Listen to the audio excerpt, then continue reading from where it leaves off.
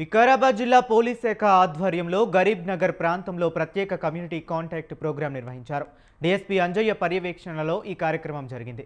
సుమారు 100 మంది కానిస్టేబుళ్లు, 15 మంది ఎస్ఐలు, 3 సిఐలు పాల్గొన్నారు.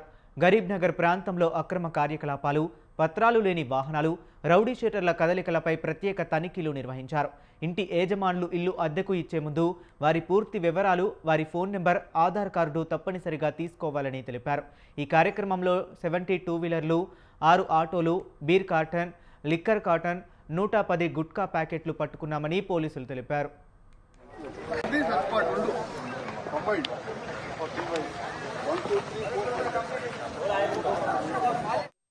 చేసి మా ఇంటిమేషన్ ఇస్తే మేము వాళ్ళని కౌన్సిలింగ్ చేసి వాళ్ళ పేరెంట్స్ ద్వారా వాళ్ళకి అప్పగించేసి భవిష్యత్తు వాళ్ళకి మంచిగా ఉండాలని చేస్తాం. ఈ యొక్క కమ్యూనిటీ కాంటాక్ట్ భాగంగా ఇవాళ 4 వీలర్స్ 2 వీలర్స్ అన్ని కొన్ని నంబర్లెస్ వెహికల్ తీసుకొచ్చడం జరిగింది. అవి వెరిఫై చేసి ఒకవేళ డాక్యుమెంటేషన్ ఉంటే మా వాళ్ళకి చూపించండి, మీకు రిలీజ్ చేయడం జరుగుతుంది.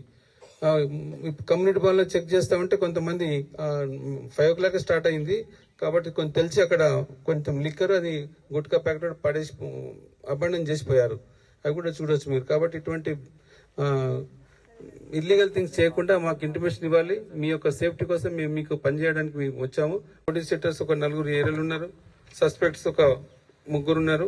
ట్రబుల్ మాంగర్స్ అంటే ఓకే మిచివర్స్ గా తిరుగుతూ ఉంటారు జులైగా, అటువంటి కొంతమందిని ఐడెంటిఫై చేశాము. 1 కార్టన్ కింగ్ ఫిషర్ బీరు, 1 కార్టన్ చీప్ లిక్కర్స్ ఉన్నట్టున్నవి, కేకే విస్కీ, గుట్కా ప్యాకెట్స్ ఒక 106 ప్యాకెట్స్ అబండన్ చేయడం జరిగింది. అవి వెరిఫై చేస్తాము.